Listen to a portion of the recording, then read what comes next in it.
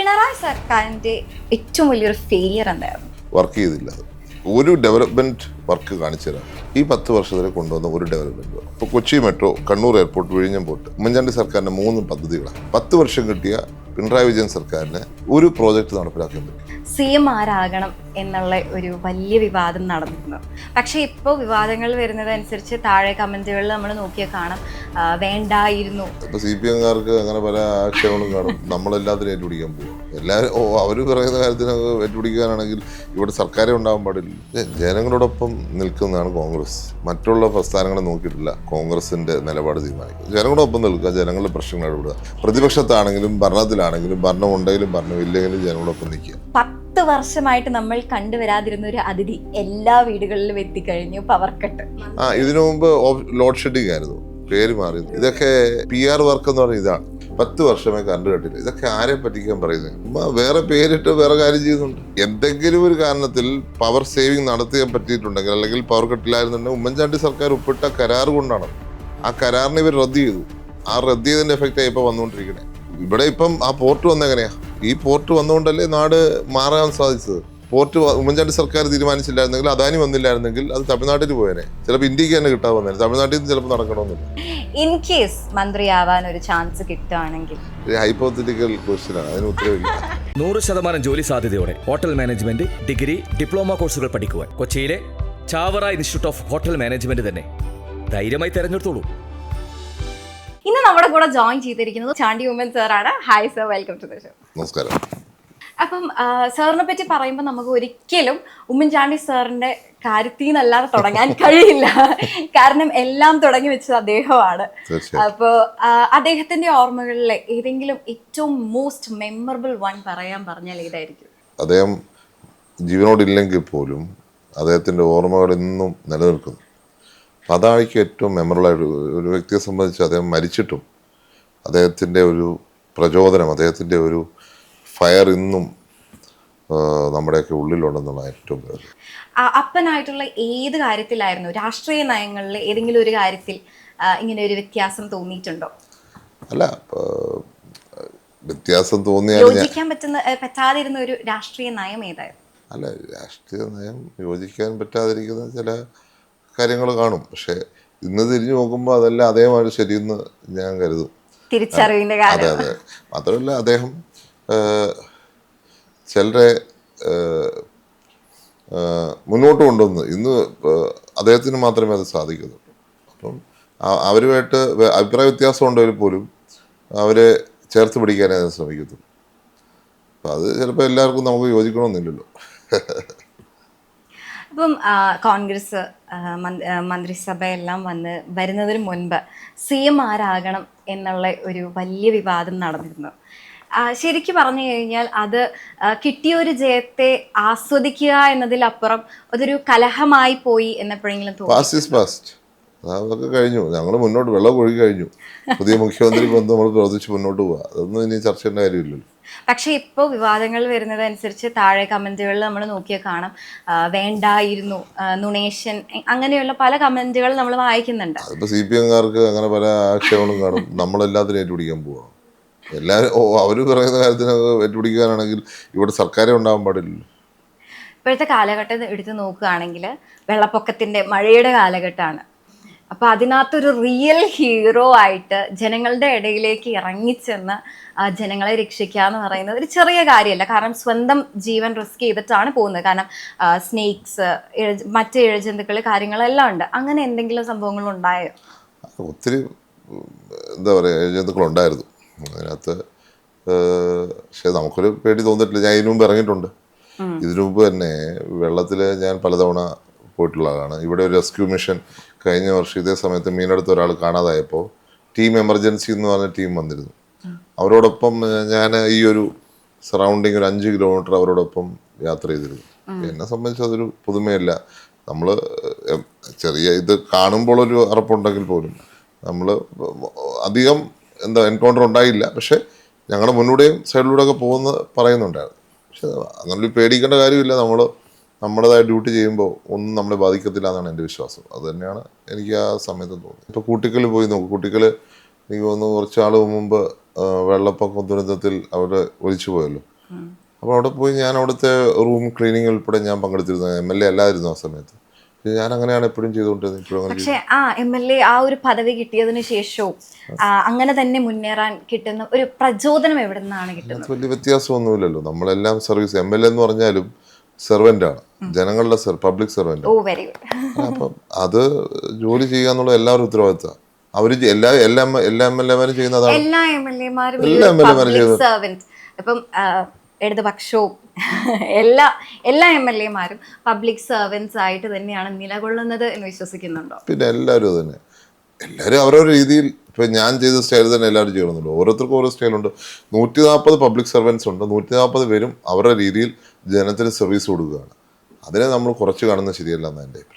ഇപ്പം നമ്മൾ നോക്കുകയാണെങ്കിൽ അപ്പനിലേക്ക് തിരിച്ചു വരികയാണെങ്കിൽ വളരെ ഏറെ വിഷമിച്ച ഒരു കാലഘട്ടം ഉണ്ടായിരുന്നു രാഷ്ട്രീയ കാലഘട്ടത്തിൽ. ആ ഒരു കാലഘട്ടത്തിൽ എപ്പോഴെങ്കിലും തോന്നിയിട്ടുണ്ടോ ഓ അപ്പൻ രാഷ്ട്രീയത്തിൽ ഇറങ്ങണ്ടായിരുന്നു, അല്ലെങ്കിൽ അതുകൊണ്ടാണ് ഇങ്ങനെയൊക്കെ വിവാദങ്ങൾ നേരിടേണ്ടി വന്നത് എന്ന്? ഇല്ല, അങ്ങനെ ഒന്നും ഒരു തോന്നൽ ഒരിക്കലും ഉണ്ടായിട്ടില്ല. കാരണം എന്നും അദ്ദേഹം ജനങ്ങളൊപ്പമായിരുന്നു. ജനങ്ങൾ കൊടുക്കുന്ന ആദരവ്, ലോകത്തൊരു മനുഷ്യനും കിട്ടാത്തൊരു ആദരവ് ഇന്നും അദ്ദേഹം കിട്ടിയിട്ടുണ്ടെങ്കിൽ രാഷ്ട്രീയത്തിൽ ഇറങ്ങിയത് കൊണ്ട് തന്നെയാണ്. അപ്പോൾ ഏറ്റവും അദ്ദേഹം ഫിറ്റായിരുന്നത് പൊളിറ്റിക്സിലാണ്. ഏറ്റവും കാര്യങ്ങൾ കോൺട്രിബ്യൂട്ട് ചെയ്യാൻ പറ്റിയത് പൊളിറ്റിക്സിലാണ്. ഇനി ചെയ്യാൻ പോകുന്നതും എന്താ പറയുക, അദ്ദേഹത്തിൻ്റെ ഓർമ്മകളിലൂടെ ഒത്തിരി പേര് ഇൻസ്പിറേഷൻ എടുത്ത് അപ്പോൾ അദ്ദേഹം തന്നെയാണ് ചെയ്യുന്നത്. ഇപ്പം നമ്മൾ ഇപ്പോൾ BJP ഉണ്ട്, CPM ഉണ്ട്. ഇവർ രണ്ടുപേരെയും എടുത്ത് നോക്കുകയാണെങ്കിൽ കോൺഗ്രസിൻ്റെ ഏറ്റവും വലിയൊരു പൊളിറ്റിക്കൽ ചാലഞ്ച് ആരാണ്? ജനങ്ങളോടൊപ്പം നിൽക്കുന്നതാണ് കോൺഗ്രസ്. മറ്റുള്ള പ്രസ്ഥാനങ്ങളെ നോക്കിയിട്ടില്ല കോൺഗ്രസിന്റെ നിലപാട് തീരുമാനിക്കുന്നത്. ജനങ്ങളോടൊപ്പം നിൽക്കുക, ജനങ്ങളുടെ പ്രശ്നങ്ങൾ ഇടപെടുക. പ്രതിപക്ഷത്താണെങ്കിലും ഭരണത്തിലാണെങ്കിലും, ഭരണം ഉണ്ടെങ്കിലും ഭരണമില്ലെങ്കിലും ജനങ്ങളോടൊപ്പം നിൽക്കുക. അതാണ് നമ്മുടെ പോളിസി. അപ്പം മറ്റുള്ളൊരു പ്രസ്ഥാനത്തെ നോക്കി അവരെ ചലഞ്ച് നോക്കി ഞങ്ങൾ ജീവിക്കാറില്ല. ഞങ്ങൾ മുന്നോട്ട് പോകുന്നു. ഞങ്ങൾക്ക് നാടിന് നന്മ ചെയ്യണം, ജനങ്ങൾക്ക് നന്മ ചെയ്യണം. അവരെങ്ങനെയായാലും വെരി വെൽ ആൻഡ് ഗുഡ്, അവരെങ്ങനെ ആയിക്കോട്ടെ, അവരുടെ പ്രവർത്തനം ശത്രു എത്രത്തോളം വലുതാണ് എന്ന് മനസ്സിലാക്കുന്നതും കാര്യം. ഇന്ത്യൻ സമൂഹത്തിൽ ആരും ശത്രു അല്ലാന്ന് ഞാൻ കരുതുന്ന ആളാണ്. ആരും ശത്രുതയില്ല. അഭിപ്രായ വ്യത്യാസമുണ്ട്. അഭിപ്രായ വ്യത്യാസമുള്ളവർ വേറെ പാർട്ടി ഉണ്ടാക്കിയിരിക്കുന്നു, അത് അത്രേ ഉള്ളൂ എന്ന് മാത്രം. ഞങ്ങൾ ശത്രുവില്ല. BJP ആണെങ്കിലും CPM ആണെങ്കിലും കോൺഗ്രസിന് ശത്രുവല്ല. കോൺഗ്രസ് അങ്ങനെ ശത്രു ആരോടുമില്ല. കോൺഗ്രസ് പാർട്ടിയിൽ വിശ്വസിക്കുന്നവർക്ക് ശത്രുതയില്ല എന്നുള്ളതാണ് യാഥാർത്ഥ്യം. കോൺഗ്രസ് പാർട്ടിയിൽ ഏറ്റവും ഇഷ്ടപ്പെട്ട അല്ലെങ്കിൽ ഇപ്പോഴും കോൺഗ്രസ് പാർട്ടിയിൽ ചാണ്ടി ഉമ്മനെ നിലകൊള്ളിക്കുന്ന ഒരു പിടിച്ചു നിർത്തുന്ന ഒരു 3 കാര്യം പറയാൻ പറഞ്ഞാൽ? ഗാന്ധിയുടെ പാർട്ടിയാണെന്നുള്ളത് തന്നെയാണ് വൺ ആൻഡ് ഓൺലി റീസൺ. എനിക്ക് ഒറ്റൊരു റീസൺ മതി നിലകൊള്ളാൻ. ഗാന്ധിയുടെ പാർട്ടി ആണ് എന്നുകൊണ്ട് മാത്രമാണ് നമ്മളെല്ലാം അതിൻ്റെ. ഇപ്പം യുവാക്കളുടെ ഇടയിൽ വളരെയധികം ചർച്ച ചെയ്യപ്പെടുന്ന ഒരു വിഷയമാണ് മോഡിഫിക്കേഷനെ സംബന്ധിച്ചിടത്തോളം. അപ്പം മോഡിഫിക്കേഷൻസ് ഓൾറെഡി മാനിഫെസ്റ്റോയിൽ പറഞ്ഞിരുന്ന ഒരു കാര്യമാണ്. പക്ഷേ കേന്ദ്രത്തിനാണ് അതിനെ തീരുമാനമെടുക്കാൻ കഴിയുന്നത് എന്നാണ് ഇപ്പോൾ കേട്ടുവരുന്നത്. അപ്പം അതിനെപ്പറ്റി എന്താണ്? അതിപ്പോൾ എനിക്ക് അതിനെക്കുറിച്ച് ആധികാരികമായിട്ട് പറയാൻ പറ്റുകയില്ല. അത് ഗവൺമെൻറ്റിന് അറിയാം. ഗവൺമെൻറ് കറക്റ്റായ സമയത്ത് കറക്റ്റായ തീരുമാനം എടുക്കും. മോഡിഫിക്കേഷൻസ് വാഗ്ദാനം ചെയ്തിട്ടുണ്ടെങ്കിൽ നടപ്പിലാക്കാൻ അവർക്ക് കഴിവുണ്ട് തന്നെയാണ് ഞാൻ വിശ്വസിക്കുന്നത്. അപ്പൊ നടപ്പിലാക്കിയില്ലെങ്കിൽ അതൊരു വിശ്വാസവഞ്ചന ആവില്ലേ? നമ്മൾ വിശ്വാസവഞ്ചന എന്ന് പറയാൻ പറ്റത്തില്ല. എത്ര കാര്യങ്ങൾ നടപ്പിലാക്കി കഴിഞ്ഞു? എത്ര കാര്യങ്ങൾ? പ്രിയദർശിനി നടപ്പിലാക്കിയില്ലേ? പ്രിയദർശിനി നടപ്പിലാക്കി എങ്കിൽ പോലും അവിടെയും ഒരു അഭിപ്രായ വ്യത്യാസം എല്ലാവരും പറയുന്നുണ്ട്. നടപ്പിലാക്കി, വാഗ്ദാനം കൊടുത്തു, നടപ്പിലാക്കി. നമ്മൾ പറഞ്ഞത് ഫ്രീ ട്രാവൽ അനുവദിക്കുമെന്ന് പറയും. ഫ്രീ ട്രാവലുണ്ട്, വേണ്ടവർ ഉപയോഗിക്കും, വേണ്ടാത്തവർ ഉപയോഗിക്കില്ല. നമുക്ക് എന്ത് ചെയ്യാൻ പറ്റും? പക്ഷേ ഈ ഒരു ഫ്രീ ട്രാവൽ കൊടുക്കുന്ന സമയത്ത് പ്രൈവറ്റ് ബസ്സുകാരെ ഒരുപാടധികം എഫക്ട് ചെയ്യുന്നുണ്ട്. അതൊരു കൺസേൺ തന്നെയാണ്. അതൊരു കൺസേൺ അഡ്രസ് ചെയ്യാൻ സർക്കാർ ആവട്ടെ എന്നാണ് ഞാൻ പറയുക. സർക്കാരിനാവണം. കാരണം അവരുടെ ഇൻഡസ്ട്രി തകർന്നു പോയാൽ നാടിനോട് ഞാൻ നഷ്ടം. അവരെയും കൂടെ ചേർത്ത് പിടിക്കുവാൻ സർക്കാരിന് ഉത്തരവാദിത്തമുണ്ട്. ഇപ്പോൾ 10 വർഷമായിട്ട് നമ്മൾ കണ്ടുവരാതിരുന്ന ഒരു അതിഥി എല്ലാ വീടുകളിലും എത്തിക്കഴിഞ്ഞു, പവർ കട്ട്. ആ ഒരു സംഭവത്തെ എങ്ങനെയാണെന്നോ, കാരണം മന്ത്രി ഇതിനു മുമ്പ് ലോഡ് ഷെഡിങ് ആയിരുന്നു, പേര് മാറിയിരുന്നു. ഇതൊക്കെ PR വർക്ക് എന്ന് പറയുന്നത് ഇതാണ്. 10 വർഷമായി കറണ്ട് കട്ടില്ല. ഇതൊക്കെ ആരെ പറ്റിക്കാൻ പറയുന്നതാണ്? ചുമ്മാ വേറെ പേരിട്ട് വേറെ കാര്യം ചെയ്യുന്നുണ്ട്, അതല്ലേ. ഇപ്പം എന്തെങ്കിലും ഒരു കാരണത്തിൽ പവർ സേവിങ് നടത്താൻ പറ്റിയിട്ടുണ്ടെങ്കിൽ, അല്ലെങ്കിൽ പവർ കട്ടില്ലായിരുന്നുണ്ടെങ്കിൽ ഉമ്മൻചാണ്ടി സർക്കാർ ഒപ്പിട്ട കരാർ കൊണ്ടാണത്. ആ കരാറിനെ ഇവർ റദ്ദ് ചെയ്തു. ആ റദ്ദ് ചെയ്തതിൻ്റെ എഫക്റ്റായി ഇപ്പോൾ വന്നുകൊണ്ടിരിക്കണേ. മനസ്സിലായോ? അപ്പം ഉമ്മൻചാണ്ടി സർക്കാർ കൊണ്ടുവന്നൊരു കരാറ് വളരെ കുറവ് ചെലവിൽ വൈദ്യുതി കിട്ടുന്ന രീതിയിലായിരുന്നു. ഇതിനൊക്കെ തകിടം മറിക്കുവാൻ ഈ സർക്കാർ കാരണമായി എന്നുള്ളത് യാഥാർത്ഥ്യമാണ് ഇടതുപക്ഷം. അപ്പോൾ അതിനുശേഷം UDF സർക്കാർ വന്നല്ലേ ഉള്ളൂ. ഇതിൻ്റെ മറ്റൊരു പ്രശ്നം വെച്ചാൽ UDF സർക്കാർ പല ഉദ്യോഗസ്ഥരെയും മാറ്റിയിട്ടില്ല. അവരിന്നും പഴയ സർക്കാരിനോട് കൂറ് പുലർത്തുന്നവരാണ്. അവർ ചില പരിപാടികൾ ഒക്കെ ഒപ്പിക്കുന്നുണ്ടോ എന്നൊരു സംശയം. അങ്ങനെ ഒരു സംശയം ഉണ്ടെങ്കിൽ പെട്ടെന്ന് തന്നെ മാറ്റങ്ങൾ നടത്തേണ്ടത്. അത് അക്കാര്യത്തിൽ ചൂടെ ഒരു ജാഗ്രത കാണിക്കേണ്ടതുണ്ട്. ഇപ്പം വലിയൊരു വിവാദമായ വേറൊരു കാര്യമാണ് അദാനി ഗ്രൂപ്പായിട്ട് കോൺട്രാക്ട് സൈൻ ചെയ്തിരുന്നു എന്നുള്ളത്. ആ ഒരു വിഷയത്തെ എങ്ങനെയാണ് എന്ത് കോൺട്രാക്ട്? അദാനി ഗ്രൂപ്പായിട്ടുള്ള ബിസിനസ് കോൺട്രാക്റ്റും കാര്യങ്ങളും ആണ് അന്ന് വന്നിരുന്ന വീഡിയോസും കാര്യങ്ങളും. എന്ത് കോൺട്രാക്ട്? ഒരു കോൺട്രാക്ട് സൈൻ ചെയ്തില്ലല്ലോ. UDF സർക്കാർ, ഉമ്മൻചാണ്ടി സർക്കാർ സൈൻ ചെയ്തിട്ടുണ്ട്. അത് വിഴിഞ്ഞത്തിന് വേണ്ടിയാണ്, നാടിന് വേണ്ടിയാണ്, നാടിൻ്റെ വികസനത്തിന് വേണ്ടിയാണ്. അദാനിയാണ് കൊണ്ടുവരുന്നത്, അദാനി കൊണ്ടുവരും. അതിനെന്താ തെറ്റ്? അദാനി വികസനം കൊണ്ടുവരുമെങ്കിൽ ഇവിടെ ഇപ്പം ആ പോർട്ട് വന്നെങ്ങനെയാ? ഈ പോർട്ട് വന്നുകൊണ്ടല്ലേ നാട് മാറാൻ സാധിച്ചത്. പോർട്ട് ഉമ്മൻചാണ്ടി സർക്കാർ തീരുമാനിച്ചില്ലായിരുന്നെങ്കിൽ, അദാനി വന്നില്ലായിരുന്നെങ്കിൽ അത് തമിഴ്നാട്ടിൽ പോയേനെ. ചിലപ്പോൾ ഇന്ത്യക്ക് തന്നെ കിട്ടാവുന്നതിന്, തമിഴ്നാട്ടിൽ നിന്ന് ചിലപ്പോൾ നടക്കണമെന്നില്ല. അപ്പം ഇന്ന് ആ വികസനത്തിന് കാരണം ഉമ്മൻചാണ്ടി സർക്കാർ അദാനിയുമായിട്ട് ഒപ്പിട്ടുകൊണ്ടാണ്. അപ്പം അദാനിയാണ് വികസനം കൊണ്ടുവരുന്നത്, അദാനി കൊണ്ടുവരണം, ഒരു തെറ്റുമില്ല. ഏത് ഗ്രൂപ്പ് ആയാലും ഇവിടെ വികസനം കൊണ്ടുവരാന്നുള്ള ഒരു ലക്ഷ്യമാണ് കോൺഗ്രസിനുള്ളത്. അതേസമയം സർക്കാരിന്റെ ഇൻട്രസ്റ്റും പ്രൊട്ടക്ട് ചെയ്യണം, കേരളത്തിന്റെ ഇൻട്രസ്റ്റ് പ്രൊട്ടക്ട് ചെയ്യണം. അത് പ്രൊട്ടക്ട് ചെയ്തുകൊണ്ടുള്ളൊരു കരാറാണ് ഒപ്പിട്ടത്. അതിനൊരു തെറ്റുമില്ല. രാമേന്ദ്രൻ നായർ കമ്മീഷൻ തന്നെ അത് കണ്ടെത്തി പറഞ്ഞിട്ടുണ്ട്. ഞാനടക്കം വളരെയധികം ആരാധിക്കുന്ന ഒരു ആളാണ് ചാണ്ടി ഉമ്മൻ എന്ന് പറയുന്ന വ്യക്തി. ഞാൻ വളരെയധികം ആഗ്രഹിച്ചിരുന്നതാണ് മന്ത്രിസഭയിൽ വരണം എന്നുള്ളത്. അപ്പോൾ എന്തുകൊണ്ടായിരിക്കാം ഇപ്രാവശ്യത്തെ മന്ത്രിസഭയിൽ ഉണ്ടാകാതിരുന്നത് എന്ന് ആലോചിച്ചിട്ടുണ്ടോ? മുഖ്യമന്ത്രിയോട് ചോദിക്കണം, എനിക്ക്. എന്നാലും സ്വന്തമായിട്ട് നമ്മൾ വിലയിരുത്തില്ലേ അടുത്ത വർഷത്തേക്ക്, അടുത്ത 5 വർഷം? എനിക്ക് അങ്ങനെ ആവണമെന്നോ പോസ്റ്റ് വേണമെന്നുള്ളത്, എനിക്ക് ജനങ്ങളോടൊപ്പം വർക്ക് ചെയ്യുന്നതാണ്. അതിപ്പോൾ പ്രത്യേകിച്ച് MLA പോലും ആവണമെന്നില്ല.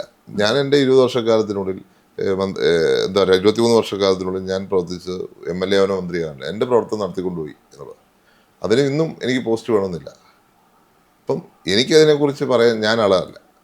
ഗവൺമെൻറ്റും മുഖ്യമന്ത്രിക്കാണ് തീരുമാനിക്കുന്ന ആരാണ് മന്ത്രിസഭ വരിക, ആരാണ് മന്ത്രിയാവുക. അപ്പം എന്നോട് ചോദിച്ചിട്ട് കാര്യമില്ല ആ കാര്യമൊന്നും. എന്നാലും വിഷമം തോന്നിയിരുന്നോ? എന്തിന്? അല്ല, മന്ത്രിസ്ഥാനം നമ്മളെല്ലാവരും കേട്ടിരുന്നത് അല്ലെങ്കിൽ വിചാരിച്ചിരുന്നത് ഇപ്പം വരുമെന്നുള്ള. എല്ലാ കാര്യം നമ്മൾ വിചാരിക്കുന്നത് നടക്കുമോ? ഇല്ല, പക്ഷെ ജനങ്ങളുടെ ആഗ്രഹം അതായിരുന്നു.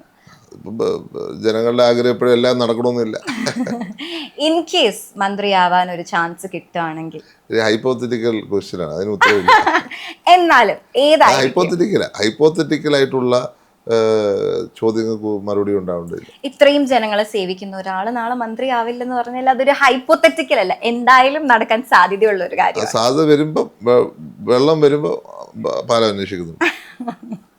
ഇപ്പോഴേ അന്വേഷിക്കുന്നില്ല.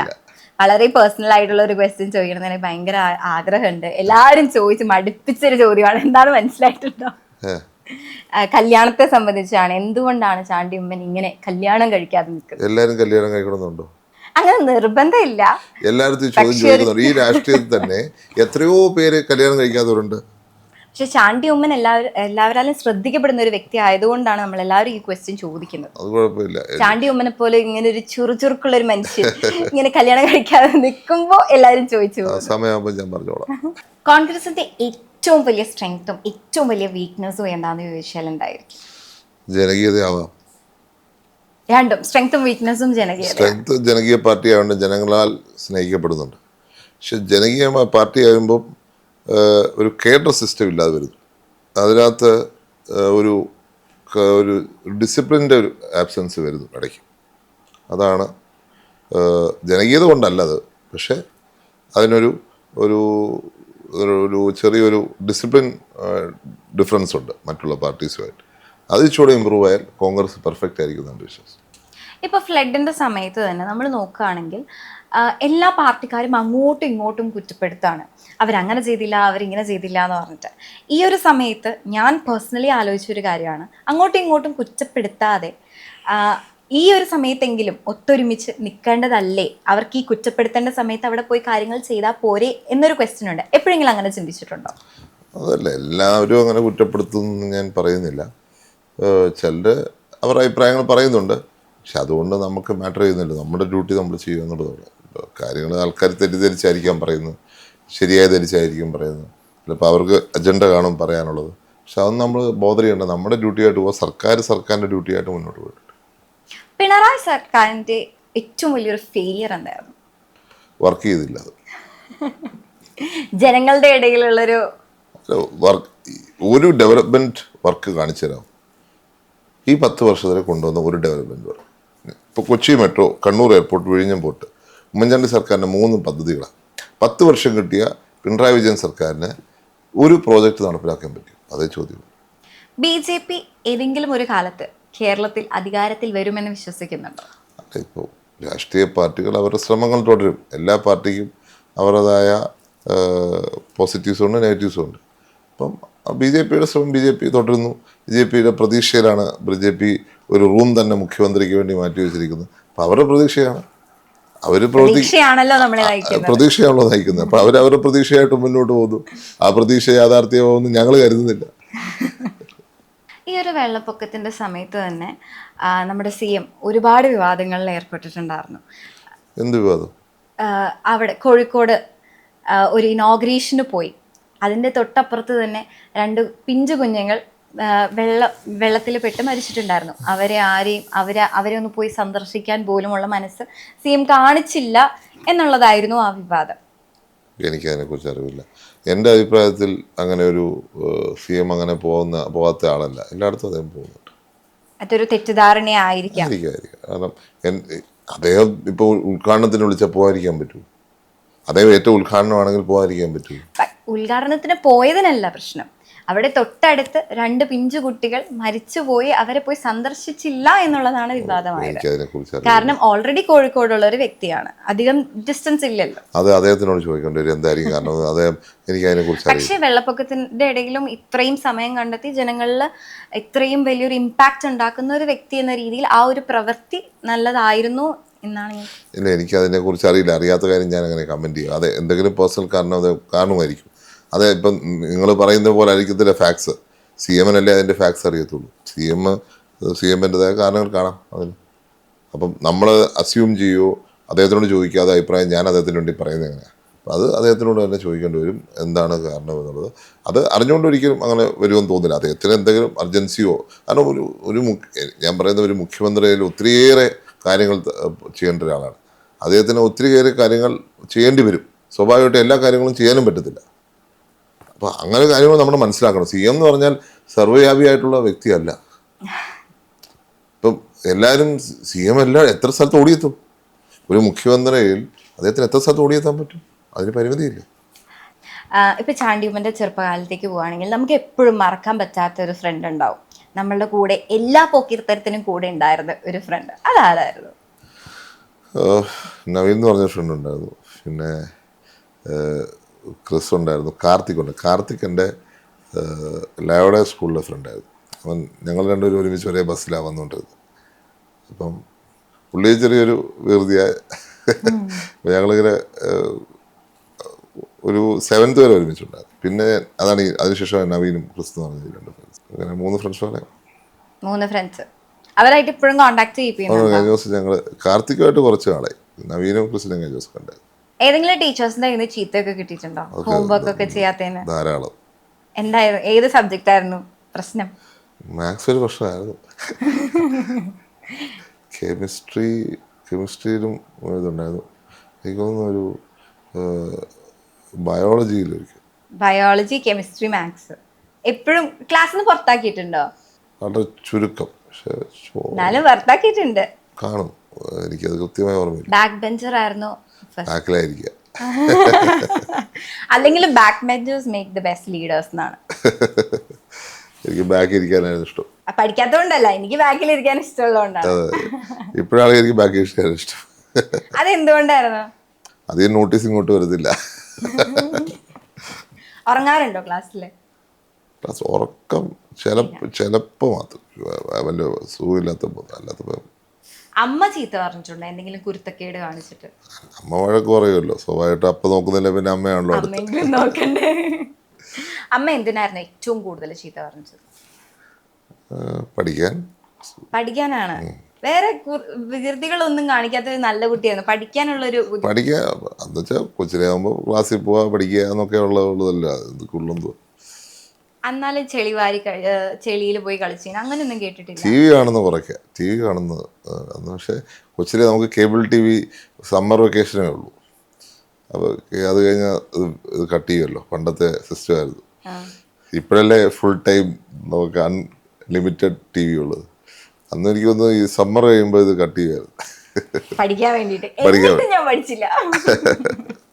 ഇപ്പൊ അപ്പേനെ മാറ്റി നിർത്തി കഴിഞ്ഞാൽ ഏറ്റവും കൂടുതൽ ഇൻസ്പിറേഷൻ തരുന്ന ഒരു പൊളിറ്റിക്കൽ ലീഡർ ആരായിരിക്കും? അത് രാജീവ് ഗാന്ധി തന്നെ. രാജീവ് ഗാന്ധി. എന്തുകൊണ്ടാണ്? എൻ്റെ ചെറുപ്പം മുതൽ ഏറ്റവും ഇഷ്ടമുള്ളൊരു നേതാവാണ് അദ്ദേഹം. അത് എന്തുകൊണ്ടാണെന്ന് വെച്ചാൽ അറിയില്ല, അദ്ദേഹത്തെ ഏറ്റവും ഇഷ്ടമായിരുന്നു. ഇന്നും അദ്ദേഹമാണ് ഏറ്റവും ഇഷ്ടമുള്ള നേതാവ്. എന്തുകൊണ്ടാണെന്നൊരു ഉത്തരവില്ല. ഇല്ല, ഇപ്പൊ സ്വാഭാവികമായിട്ട് ഒരാളോട് ഇഷ്ടം തോന്നുന്നത് എന്തുകൊണ്ടാണെന്ന് നമുക്ക് അറിയണമെന്നുണ്ട്. അത് നമ്മൾ ആലോചിക്കാറുണ്ട്, എന്തുകൊണ്ട് അയാളെ ഇഷ്ടപ്പെട്ടു നമ്മൾ ആലോചിക്കാറുണ്ട്. എനിക്ക് പുള്ളി ഒരു നല്ല ലീഡറാണെന്ന് എനിക്കെന്നും തോന്നിയിട്ടുണ്ട്. ഇന്നും അത് തന്നെയാണ്. കാരണം അദ്ദേഹം എൻ്റെ ചെറുപ്പത്തിൽ മരിച്ച ഒരാളാണ്. അപ്പം അതിൻ്റെ ഒരു ഇത് കൂടിയുണ്ട്. ചാണ്ടി ഉമ്മൻ്റെ ജീവിതം ഒരു ബുക്കായിട്ട് എഴുതുകയാണെന്ന് വിചാരിക്കുക. അപ്പയെ സംബന്ധിച്ചായിരിക്കും ആ ബുക്ക് ഉണ്ടാവുക, അല്ലെങ്കിൽ രാഷ്ട്രീയമായിട്ടായിരിക്കും, സ്വന്തം രാഷ്ട്രീയ ജീവിതമായിരിക്കും? അപ്പയുടെ ഒരു ഇമ്പോർട്ടൻറ്റ് ഇതാണല്ലോ. എൻ്റെ ഏറ്റവും ഇമ്പോർട്ടൻ്റ് ആസ്പെക്റ്റ് അപ്പ തന്നെ ആയിരിക്കും. പിന്നെ എൻ്റെ മദറുണ്ട്, എൻ്റെ മദറിൻ്റെ സിസ്റ്ററുണ്ട്, എന്നെ വളർത്തിയ എൻ്റെ മദറിൻ്റെ സിസ്റ്ററാണ്. അങ്ങനെ ഒത്തിരി. പിന്നെ ഈ പറഞ്ഞ പോലെ രാജീവ് ഗാന്ധി എനിക്ക് വലിയ ഇൻസ്പയറിംഗ് ആയിട്ടൊരു ഫാക്ടറാണ്. ഇതൊക്കെയാണ് എനിക്ക് ആ ബുക്കിനകത്ത് കാണുക. ആ ബുക്കിന്റെ പേരെന്തായിരിക്കും? അതിപ്പോൾ ആലോചിച്ച് പറയാം. ആലോചിക്കാൻ സമയം വേണം. സ്വന്തം ജീവിതത്തിൽ ഏറ്റവും ഒരു ഇമ്പോർട്ടൻറ്റ് ടേണിംഗ് പോയിന്റ് എന്തായിരുന്നു? ഡൽഹി പോയതായിരിക്കും. ഡൽഹി പോയി എന്ത് സംഭവിച്ചു? സെന്റ് സ്റ്റീവൻസിൽ പഠിച്ചതായിരിക്കും. അവിടെ പഠിച്ച് എന്തൊക്കെയായിരുന്നു വന്ന് ചേർന്ന മാറ്റങ്ങൾ? അവിടുത്തെ യൂണിയനിലെ പ്രസിഡന്റ് ആവാൻ പറ്റി. അവിടുത്തെ പൊളിറ്റിക്സിൽ ഇൻവോൾവ് ആയി. ഡൽഹിയിലെ പൊളിറ്റിക്സിൽ വർക്ക് ചെയ്യാൻ തുടങ്ങി. അവിടുത്തെ നാഷണൽ ലെവലിലൊരു ഒരു ഒരു എന്താ പറയുക, ഒരു ഇമ്പാക്റ്റ് ഉണ്ടാക്കാൻ സാധിച്ചു എന്ന് വിശ്വസിക്കുന്നതാണ്. അപ്പോൾ അങ്ങനെ നാടിന് വേണ്ടി പ്രവർത്തിക്കാനുള്ളൊരു ഇൻസ്പിറേഷൻ അവിടുന്ന് കിട്ടി. ചെറുപ്പത്തിലെ ചാണ്ടി ഉമ്മൻ ഒരു ഇൻട്രോവേർട്ട് ആയിരുന്നോ എക്സ്ട്രോവേർട്ട് ആയിരുന്നോ? അങ്ങനെ പറയാൻ പറ്റത്തില്ല, മിക്സ് ഓഫ് ബോത്ത്. ആംബിവേർട്ട് ആയിരുന്നു. അപ്പോൾ ഡൽഹി പോയപ്പം സ്വഭാവത്തിൽ വന്ന മാറ്റങ്ങൾ എന്തൊക്കെയായിരുന്നു? അല്ലെ, നമുക്കിപ്പോൾ വീട്ടിൽ നിന്ന് മാറി നിൽക്കാൻ താല്പര്യമില്ലായിരുന്നു. പക്ഷെ അപ്പം അത് അവിടെ മാറിയതിനു ശേഷം നമ്മൾ ഇച്ചിരി ഇൻഡിപെൻഡൻ്റ് ആവുന്നവരും. ഇപ്പോൾ ഡൽഹി പോയി നമ്മൾ കുറേ നാൾ അമ്മയുടെ ഫുഡൊന്നും ഇല്ല, അവിടുത്തെ ഫുഡൊക്കെ കഴിച്ച് അഡ്ജസ്റ്റ് ചെയ്ത് ജീവിക്കുകയായിരിക്കുമല്ലോ. അപ്പം അമ്മയെ ഞാൻ വരുന്നുണ്ട് എന്ന് പറയുമ്പോൾ അമ്മയുടെ എന്തെങ്കിലും ഒരു സ്പെഷ്യൽ ഡിഷ് ഉണ്ടാക്കി വെക്കും? എനിക്കിപ്പം വീട്ടിൽ ഏറ്റവും ഇഷ്ടമുള്ള എന്താ പറയുക, കഞ്ഞിയും പയറും തന്നെയാണ്.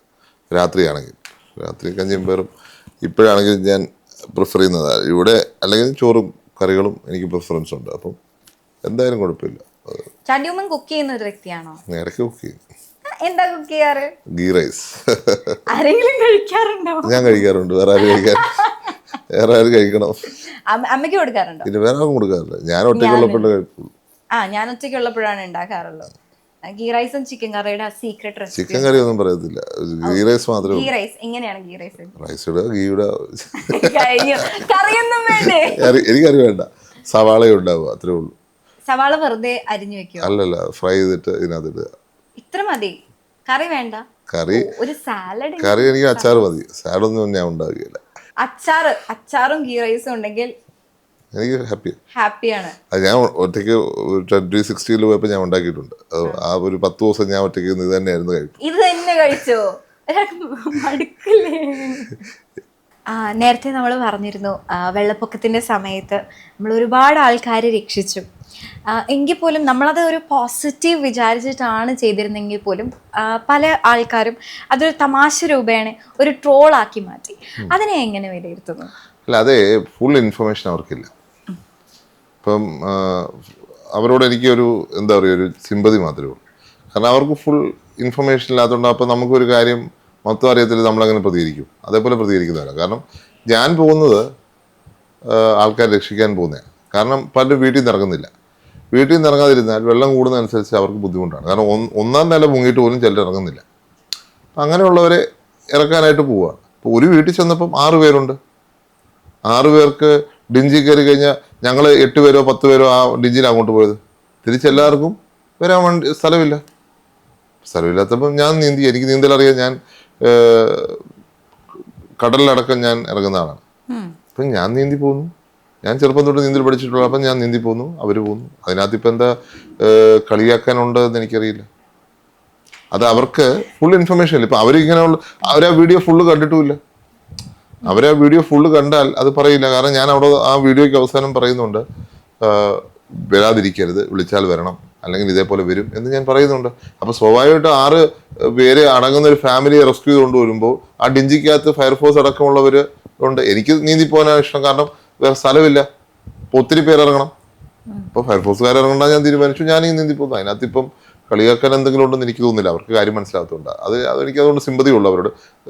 കാര്യം മനസ്സിലാകാതെ ചെയ്യുമ്പോൾ എൻ്റെ ഉത്തരവാദിത്വം ഞാൻ ചെയ്യുന്നു. അതിനകത്ത് ഇപ്പം എന്താ കുഴപ്പം? പണ്ടാരോ പറഞ്ഞു വെച്ചതുപോലെ അമ്മയെ തല്ലിയാൽ ഇതിപ്പം തല്ലുന്ന ഒന്നുമല്ലല്ലോ. ഇപ്പൊ എന്റെ ഡ്യൂട്ടി, ഇപ്പൊ രക്ഷാപ്രവർത്തനം നടത്തുമ്പം അവിടെ വന്നിട്ട് ഒരു കമന്റ് ഇടുന്നത് അവരോട് എനിക്ക് സിമ്പതിയുള്ളൂ. കാരണം ഈ ഒരു തലത്തിൽ നമ്മൾ നാട് മൊത്തം ഒന്നിച്ചിരിക്കും. അതിനകത്ത് ഇടതുപക്ഷക്കാരുണ്ട്, BJP-കാരുണ്ട്, എല്ലാവരും ചേർന്ന് ഒരു പ്രവർത്തനം നടത്തുമ്പോൾ അതിനകത്ത് നിന്ന് കളിയാക്കാൻ എന്താ ഉള്ളതെന്ന് എനിക്കറിയില്ല. കാരണം നമ്മൾ പൊക്കത്തിൽ നിന്ന് ആൾക്കാരെ രക്ഷിച്ചുകൊണ്ട് വരിക. ഞാൻ ഇതിനു മുമ്പും ചെയ്തിട്ടുണ്ട്. ഞാൻ പറഞ്ഞില്ലേ, ഇതിനു മുമ്പ് വെള്ളത്തിൽ ഒരാളെ, മരിച്ച ആളെ കാണാൻ വേണ്ടി, തിരയാൻ വേണ്ടി ഞാൻ ഈ ടീം എമർജൻസിയോട് ഞാൻ വെള്ളത്തിൽ ഇറങ്ങിയിട്ടുണ്ട്. അതിന് കൂട്ടിക്കൽ വൃത്തിയാക്കുന്ന അടക്കം ഞാൻ പങ്കാളിത്തുന്നുണ്ട്. അതിനകത്ത് പ്രത്യേകിച്ച് കളിയാക്കാനൊന്നുമില്ല. കാരണം നാടൊരു ആപത്ത് നേരിടുമ്പോൾ നമ്മൾ എൻ്റെ രീതി എന്ന് വെച്ചാൽ ഇറങ്ങുക എന്നുള്ളതാണ്. അപ്പോൾ അവർക്കത് മനസ്സിലാവാത്തതിന് എനിക്ക് അവർ സിമ്പതിയുള്ളൂ. ഇപ്പോൾ ബൈ പ്രൊഫഷൻ അഡ്വക്കേറ്റ് ആണ്. ഇപ്പോൾ പ്രാക്ടീസിങ് അഡ്വക്കേറ്റ് ആവാനാണോ താല്പര്യം, അല്ലെങ്കിൽ രാഷ്ട്രീയത്തിലേക്കാണോ? രാഷ്ട്രീയത്തിലാണല്ലോ. ഇനി പ്രത്യേകിച്ച് ഇനി അഡ്വക്കസി എനിക്കിഷ്ടമാണ്, ഇല്ല ഞാൻ പറയത്തില്ല. പക്ഷെ അതിനുള്ള പരിമിതിയുണ്ട്. ഇതിലെല്ലാം കൂടെ ഒരുമിച്ച് നടക്കുകയില്ല. അപ്പം ആ അഡ്വക്കസി നടക്കണമെന്ന് വെച്ചാൽ പോലും നടക്കത്തില്ല. കാരണം നമ്മൾ അതിനെ ഇപ്പം തന്നെ നിങ്ങൾ നോക്കും, രാവിലെ വന്ന ആൾക്കാർ ഇപ്പോഴും ആൾക്കാർ വന്നുകൊണ്ടേയിരിക്കുകയാണ്. അപ്പം അവരുടെ പ്രശ്നങ്ങൾ പരിഹരിക്കാനുള്ള ഇതിനിടയിൽ എല്ലാം കൂടെ നടക്കില്ല. പുതുപ്പള്ളിയിൽ ഞാനൊരു ചെറിയ പോസ്റ്റർ കണ്ടിരുന്നു. പക്ഷെ അതൊരു വലിയ ഒരു ഫ്യൂച്ചറാണ് ഞാൻ അതിൽ കാണുന്നത്. സ്പോർട്സ് ഇന്നോവേഷൻ ഹബ്, അതൊരു വലിയ പ്രോജക്റ്റാണ്. അപ്പോൾ ആ ഒരു പ്രോജക്റ്റിന് എങ്ങനെയായിരുന്നു, എവിടെ നിന്നായിരുന്നു അങ്ങനെ ഒരു പ്രോജക്റ്റ് ചെയ്യാനൊരു മോട്ടിവേഷൻ കിട്ടിയത്? അല്ല, ഞാൻ 2.5 വർഷമായിട്ട് എൻ്റെ ഒരു പദ്ധതി പുതുപ്പള്ളി സ്പോർട്ടിംഗ് ഹബ്ബാക്കി മാറ്റുക എന്നുള്ളതായിരുന്നു. പക്ഷെ ഇപ്പോൾ ഒരു സ്പോർട്സ് സിറ്റിയിലേക്ക് എത്തുന്നൊരു, അല്ലെങ്കിൽ സ്പോർട്ട് ഇന്നോവേഷൻ സിറ്റിയിലേക്ക് എത്തുന്ന ഒരു കൺസെപ്റ്റിലാണ് നിൽക്കുന്നത്. എനിക്ക് വലിയ പ്രതീക്ഷയാണ് ഇതുമായിട്ട് മുന്നോട്ട് പോകുമ്പോൾ വലിയ മാറ്റങ്ങൾ ഉണ്ടാക്കാൻ സാധിക്കുമെന്നുള്ളത്. കാരണം ഇന്ത്യക്കുള്ള കപ്പാസിറ്റി ലോകത്തൊരു രാജ്യത്തിനുമില്ല. ഇപ്പം ഇന്ത്യയുടെ ഒരു ജില്ലയാണ് കോട്ടയം. കോട്ടയത്തിൻ്റെ പകുതിയുള്ള ഒരു രാജ്യമാണ് കേപ്പ് വെർദെ പോപ്പുലേഷൻ വൈസ്. ആ കേപ്പ് വെർദെക്ക് വേൾഡ് കപ്പിൽ പോകാൻ ഇന്ത്യക്ക് എന്നേ പോകാൻ പറ്റുക? ഇപ്പം നമ്മുടെ ഫോക്കസ് ഇല്ല എന്നുള്ളതാണ് ഫാക്ട്. ഇപ്പം നമുക്ക് ഇപ്പോൾ അറിയാം, മിനർവ FC എന്ന് പറഞ്ഞ ടീം വേൾഡ് ലെവലിൽ കളിച്ചുകൊണ്ടിരിക്കുക. ഇപ്പം അതിൻ്റെ കോച്ചായിരുന്ന ആളാണ് ഇപ്പം ഇന്ത്യൻ അണ്ടർ 15 വിട്ടിരിക്കുന്നത്. അപ്പോൾ ഞാൻ പറയുന്നത്, ശരിക്കും ഫോക്കസും ഡിസിപ്ലിനും ഹാർഡ് വർക്കും ഉണ്ടെങ്കിൽ എന്തിനേയും മറികടക്കാൻ ഇന്ത്യക്കാർക്ക് സാധിക്കും. പക്ഷെ നമ്മളത് ശ്രമിച്ചിട്ടില്ല. നമ്മൾ അതിലേക്ക് പോകണം. അതിനുള്ള ശ്രമം കൂടിയാണ് ഈ ഒരു സ്പോർട്സ്. ഏറ്റവും ഇഷ്ടപ്പെട്ട സ്പോർട്സ് എന്താ? അത് ക്രിക്കറ്റ് ആയിരിക്കും ഒരു ഇത് പറഞ്ഞാൽ. കളിക്കാനും ഫുട്ബോൾ ഇഷ്ടമാണ് എല്ലാം, പക്ഷെ ക്രിക്കറ്റാണ് ഏറ്റവും ഇഷ്ടമുള്ളത് പറയാം. ഏറ്റവും ഇഷ്ടപ്പെട്ട ക്രിക്കറ്റർ ആരാണ്? സച്ചിൻ തന്നെ. സച്ചിൻ തെണ്ടുൽക്കർ. കുഞ്ഞുനാളിൽ ഇങ്ങനെ സ്പോർട്സും കാര്യങ്ങളിലും ഒക്കെ പങ്കെടുക്കുന്ന ഒരാളായിരുന്നോ? അതെ അതെ, അങ്ങനെ സ്കൂൾ ലെവലിലുള്ള പരിപാടികളിലൊക്കെ ഇങ്ങനെ പങ്കെടുക്കുക. ഫുട്ബോള് ക്രിക്കറ്റൊക്കെ കളിക്കുക സ്കൂൾ ലെവലിൽ. അല്ല കോമ്പറ്റീഷന് പോവുക. ചാണ്ടി ഉമ്മൻ ഒഴിവ് സമയങ്ങൾ എങ്ങനെയാണ് ചെലവഴിക്കാൻ? ട്രാവൽ ഇഷ്ടമാണ്. ഏറ്റവും ഇഷ്ടപ്പെട്ട സ്ഥലം ഏതാ? സ്ഥലം ഇന്ത്യ തന്നെയാണ്. ബാക്കി എവിടെ പോയാലും. ഇന്ത്യയിൽ എവിടെയാണ്? ഇന്ത്യയില് കേരളം പറയരുത്. എനിക്ക് ഹിമാലയസ് ഭയങ്കര ഇഷ്ടമാണ്. ഹിമാലയസ് ട്രാവൽ ചെയ്യാൻ ഇഷ്ടമാണ്. അതേപോലെ സോളോ ട്രാവലർ ആണോ എന്ന് പറയാം. അല്ല, പിന്നെ എനിക്ക് സ്പിരിച്വൽ പ്ലേസസ് ഇഷ്ടമാണ്. അത് എല്ലാ മതങ്ങളുടെയും, ഏത് മതമാണെങ്കിലും സ്പെഷ്യാലിറ്റി ഉള്ളതായിട്ട് എനിക്ക് തോന്നിയിട്ടുള്ളൂ. പിന്നെ എന്താ പറയുക, നമ്മുടെ ഓഷ്യൻ, ആ ഒരു എന്താ പറയുക, തീരങ്ങൾ, അതെനിക്ക് ഭയങ്കര ഇഷ്ടം. മറക്കാൻ പറ്റാത്തൊരു അനുഭവം ലഭിച്ചൊരു യാത്ര ഏതായിരുന്നു? കാഴ്ചകളുടെ ഇതാണെങ്കിൽ എനിക്ക്, ഞാൻ പറഞ്ഞില്ലേ, ഹിമാലയസ് എനിക്ക് ഇഷ്ടമുള്ള ഒരു. പക്ഷേ അങ്ങനെ അകത്തോട്ട് പോയിട്ടുണ്ടെന്ന് വെച്ചാൽ എനിക്ക് അങ്ങോട്ട് പോകാനും പറ്റിയില്ല. ലോവർ ഹിമാലയസ് അല്ലെങ്കിൽ ഒരു മിഡിൽ ഹിമാലയസ്, ആ ഒരു ലെവലിലേ പോകാൻ പറ്റുള്ളൂ.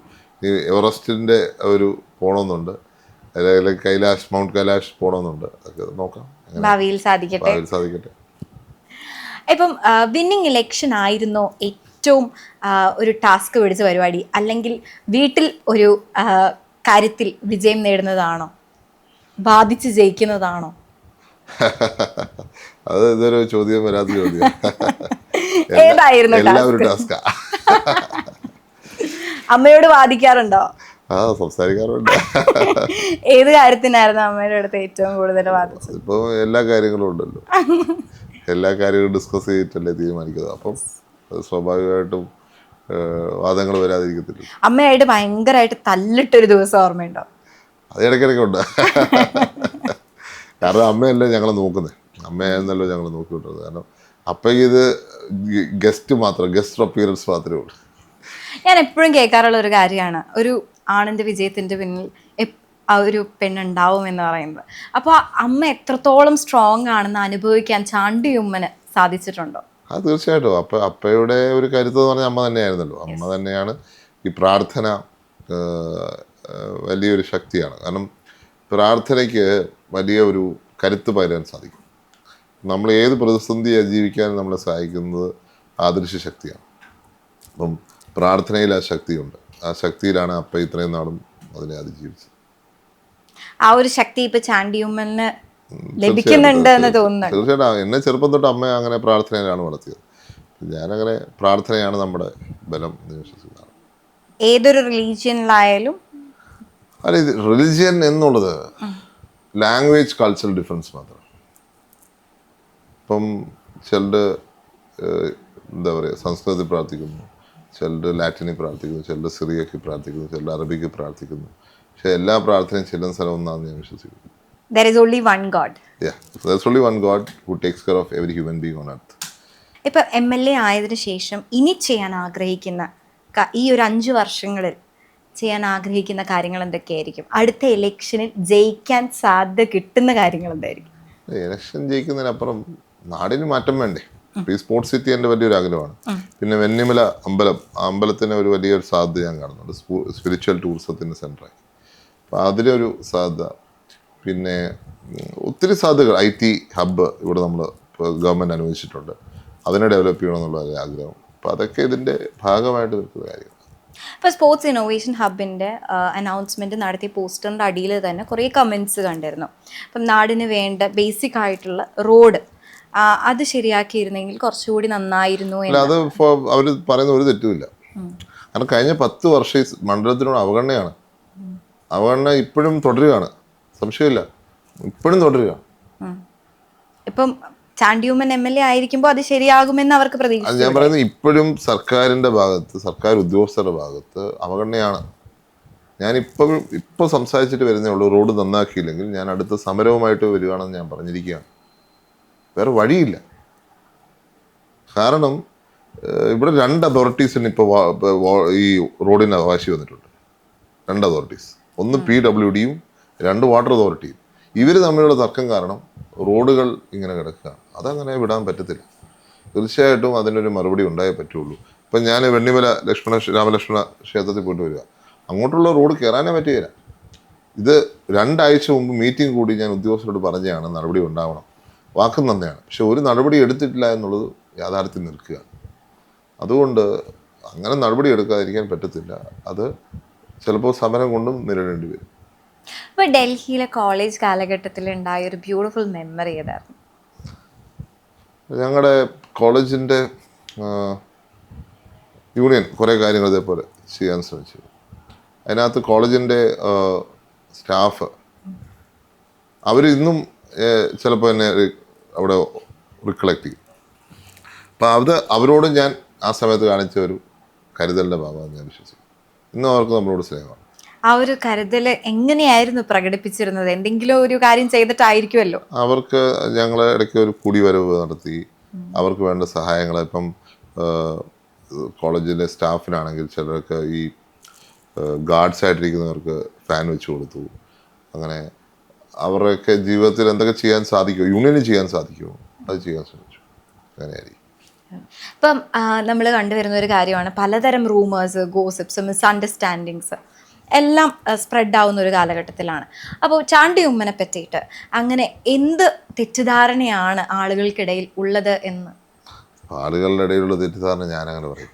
പക്ഷേ പലതും ഇങ്ങനെ ഇപ്പോൾ അമേരിക്ക കമ്പനി ഉണ്ട് എന്ന് പറഞ്ഞ സമയമുണ്ടായിരുന്നു 2013 കാലഘട്ടത്തിൽ. പിന്നെ റബ്ബർ തോട്ടമാണെന്നാണ് പറഞ്ഞുകൊണ്ടിരുന്നത് ഫിലഡൽഫിയയിൽ. ഫിലഡൽഫിയ റബ്ബർ തോട്ടമേ ഇല്ല. ഇങ്ങനെ ഓരോ നമ്മുടെ നാടല്ലേ, അത് ഒരിക്കലും മാറുകയില്ല. അപ്പം പൊളിറ്റീഷ്യൻസിനെ കുറിച്ച്, പൊളിറ്റീഷ്യൻസിൻ്റെ മക്കളെ കുറിച്ച് ഇങ്ങനെ വാർത്ത വരിക എന്നുള്ളത് സ്വാഭാവികമായിട്ട് കാര്യം. ഞങ്ങൾ ഇപ്പം ഓണം വന്നുകൊണ്ടിരിക്കുകയാണ്.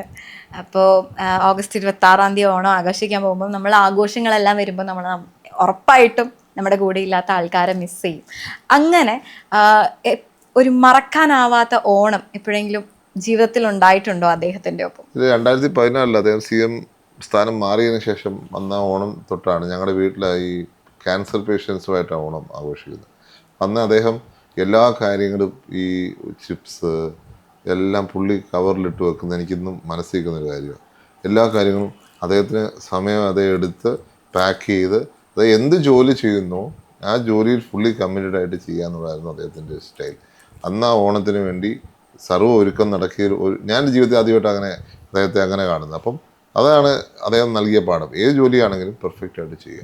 ആ ഒരു ഓർമ്മ എൻ്റെ മനസ്സിൽ നിന്നുണ്ട്. അപ്പം ഞാൻ ഈ വീട്ടിലേക്ക് കയറിയപ്പോൾ തന്നെ ശ്രദ്ധിച്ചൊരു കാര്യമുണ്ട്, ആ സൈക്കിൾ അവിടെ തന്നെ ഇരിക്കുന്നുണ്ട്. ഇപ്പം അത് ഉപയോഗിക്കാറുണ്ടോ? ഇപ്പോൾ ട്രാവലും കാര്യങ്ങളൊക്കെ ഉള്ളതുകൊണ്ട് ഉള്ള പ്രശ്നമാണ്. ഇവിടെ ഉപയോഗിക്കണമെന്നുണ്ട്, ഉപയോഗിച്ചാൽ അപ്പോൾ ട്രോളല്ലേ. തൽക്കാലം ഞാൻ ഹോൾഡ് ചെയ്ത് വെച്ചിരിക്കും. അടുത്ത ഒരു 20 വർഷത്തിൽ എവിടെയാണ് ചാണ്ടിയുമ്മനെ തന്നെ കാണുന്നത്? ഞാൻ പുതുപ്പള്ളി തന്നെ ഉണ്ട്. അതല്ല, ആസ് എ പൊളിറ്റീഷ്യൻ കരിയർ. ഇതാ പ്രശ്നം. നമ്മൾ എന്താഗ്രഹിക്കുന്നു അത് പറയണം. അതാണ് ഈ ഇന്റർവ്യൂവിന്റെ എല്ലാ പ്രശ്നം. നിങ്ങൾ എന്താഗ്രഹിക്കുന്നു അത് പറയണം. അത് ഞാൻ പറയുന്നില്ല. എനിക്ക് എൻ്റെ ഇഷ്ടമല്ലേ പറയാൻ പറ്റൂ. എൻ്റെ ഇഷ്ടം ഞാൻ പുതുപ്പള്ളിയിലുണ്ട്. പുതുപ്പള്ളി തന്നെ ഇരുന്നാൽ മതിയോ?